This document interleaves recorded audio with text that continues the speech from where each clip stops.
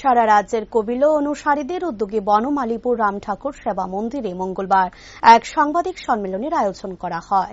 শ্রী শ্রী রাম ঠাকুর যখন কবিল ধামে মহন্ত হন, সে মা তো আমাদের উপর বর্তায়। সাংবাদিক সম্মেলনে এমনটাই বললেন আশ্রমের এক কর্মকর্তা। তিনি আরও জানান, ত্রিপুরা রাজ্যে 64টি সেবা মন্দির রয়েছে।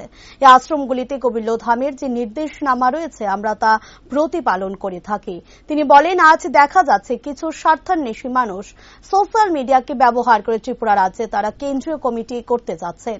বর্তমান সময়ে ধর্মীয় প্রতিষ্ঠানগুলিতেও সত্যান্বেষী মানুষদের আখড়াও পরিণত হয়েছে, যা কোনোভাবে প্রকৃত ধর্মবান ভক্তরা মেনে নিতে পারছেন না। ঠাকুরের বাক্যে অনন্যমতি রেখে মঠ মন্দির পরিচালনার দায়িত্ব কবিল্য ধামের যখন যিনি মহান্ত হন, সেই মহান্তবান আমাদের উপর বর্তান। আজকে ত্রিপুরা রাজ্যে 64টি সেবা মন্দির বা আশ্রম বা ঠাকুরের সেবাস্থল আছে।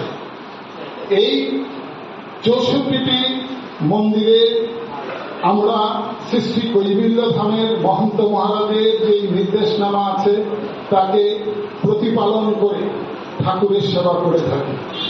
আজকে দেখা যাচ্ছে কতিপয় স্বার্থান্বেষী মানুষ এখানে হঠাৎ করে সোশ্যাল মিডিয়াকে কাজে লাগিয়ে একটা নোটিশ জারি করে দিয়েছেন যে তারা ত্রিপুরা রাজ্যে কেন্দ্রীয় কমিটি করতে যাচ্ছে।